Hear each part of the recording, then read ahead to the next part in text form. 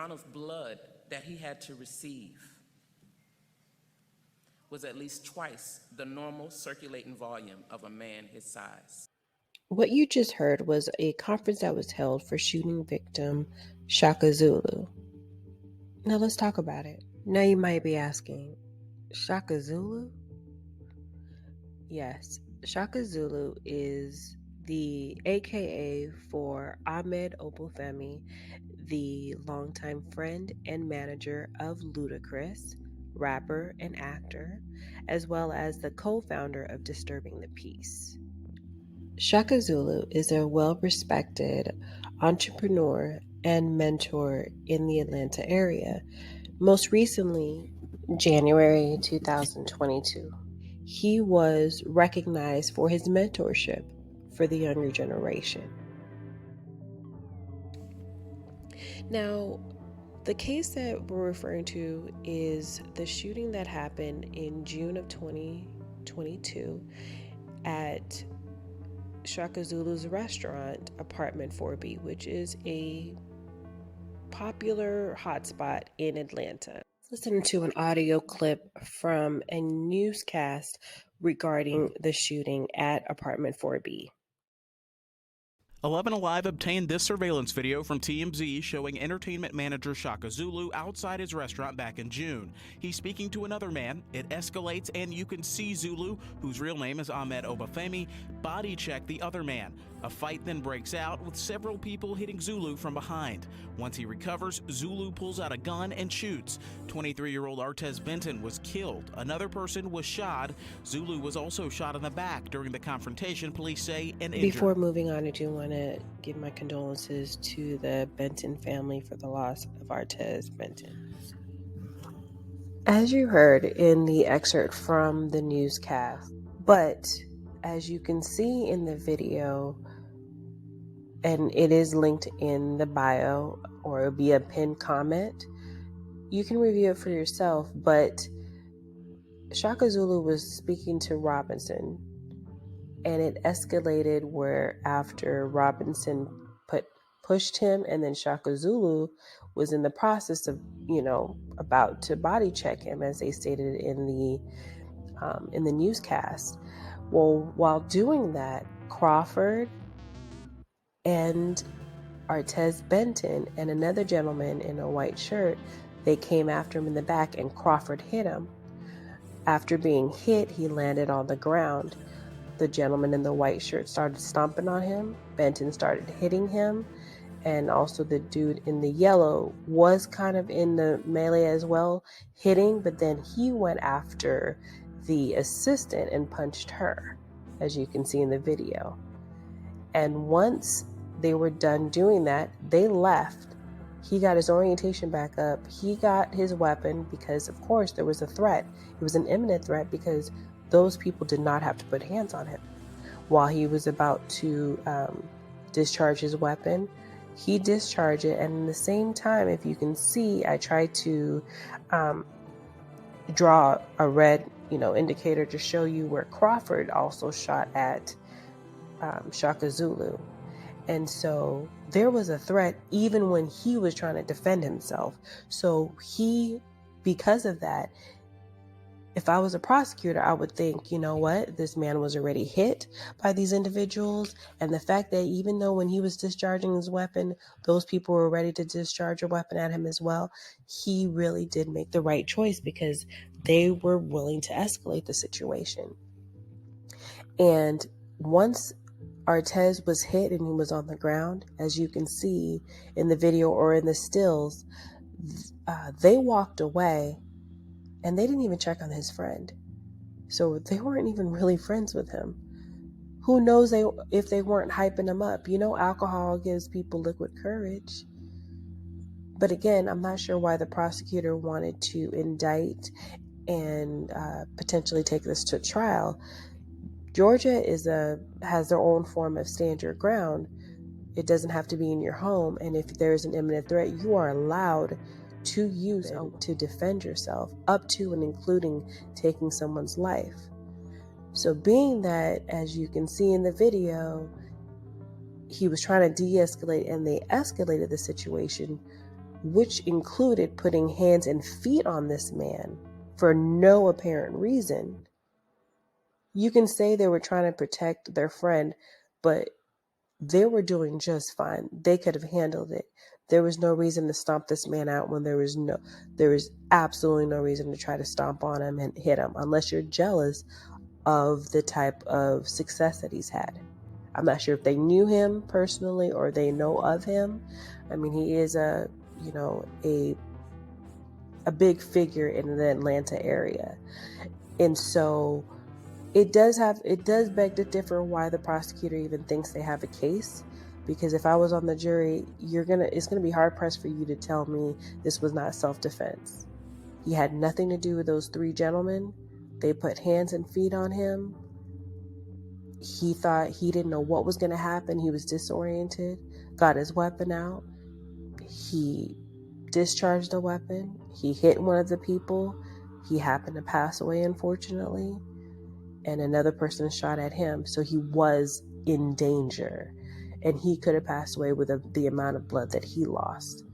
So in all actuality, the people that need to take this particular charge will be Corey Crawford and the man that was in the yellow shirt and white pants, and the gentleman who was in the white shirt. Of course, this is my opinion, but again, based on the facts of the case and also the visuals that were provided by TMZ, I'm not sure where the prosecution is going with this. Any reasonable person would say he really had no choice, outside of the fact if you're trying to state that he should have ran inside to the restaurant or got into his vehicle. But again, 3 men, unless you count Robinson, 4 already were acting erratic. So if he went inside, who says they wouldn't have gone inside or waited for him? Or if he went in a vehicle, that he would not be followed. Not try to state that Chaka Zulu was a punk if he did any of those things. It's just not reasonable to state that if they were willing to attack him with no provocation, that they would not in turn escalate it further, in which his life may have been taken. And this is where we're going to have to use some form of discernment or just plain old insight. When you take the responsibility of owning, possessing, and using a weapon, you're going to use it in situations where your life is potentially in danger. And what occurred in that parking lot at apartment 4B did appear to be a threat to this man's life. So the fact that he almost lost his life being shot in the back, being that he was stomped on, we have no idea. It didn't state where he was stomped on, but the fact that he was stomped and hit for no apparent reason, it does make you just sit there and sit back and be like, what did the prosecution want you to do in that particular situation? We're in times where people are arguing or fighting over a mask mandate. So people are not being rational. Things can go from 0 to 1,000 in seconds. And he only had seconds to figure out if he should get his gun out, and if so, what he should do with it. And he made a choice, and unfortunately, someone did pass away, but he had to consider it may have had to been a choice between his life and the other person's life. Even though there was a loss of life, which is unfortunate, we have to just come to the realization that when those 3 to 4 men, grown men, went after Chaka Zulu for what appears to be an unprovoked act, anybody in those circumstances would be fearful. I don't care how grown you are. I don't care how bad you are. You don't know what those people are about to do. And it's all about protecting or self-preservation. And also, they were willing, one of them was willing to hit a woman. Yes, she was trying to fight. She was trying to protect, her boss. And maybe she was wrong for trying to fight to help him. But most people understand that the strength of a man versus a woman, biologically, there is a difference. And for them to just wild out and go after him and then with no regard just go and punch her twice, it just shows you that they have no regard for anyone but themselves. And this is a fight or flight situation. So I don't see how Chaka Zulu is at all at fault. If anything, I'm not going to say he should be applauded for his efforts, but I'm going to say that for someone to be beaten up by 3 to 4 men and just to get up and be like, no, I'm about to handle this. Because most people would be like, yo, there's way too many people in this parking lot. Two or three of these guys are a lot bigger than me. They're younger than me. Hey, let me just step back and just, take that L. He was like, nah, because he already owns that restaurant. So he may see these people again. And so if you already set the precedence that you're going to be fearful of these people and you're not going to stand your ground, he doesn't know what to expect at this point. Now, honestly, he doesn't know what to expect if there's any retaliation due to Artez Jamel Benton being, shot at. But again, based on what was said about the events and based on the fact of what was shown on the surveillance, it's a clear-cut case of self-defense. And I would be really, really interested to see what the prosecution is going to say.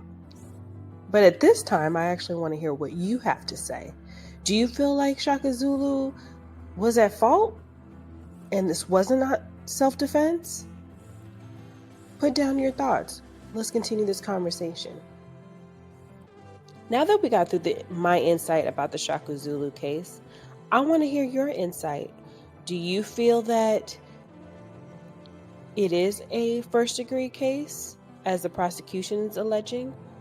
Or are you like me, after hearing what has been provided thus far, this is all day, every day a self-defense case? I'd be interested to hear what you say. Thumbs up this video, comment below. If you want further videos, click right here, and I'll see you guys in the next one. Take care.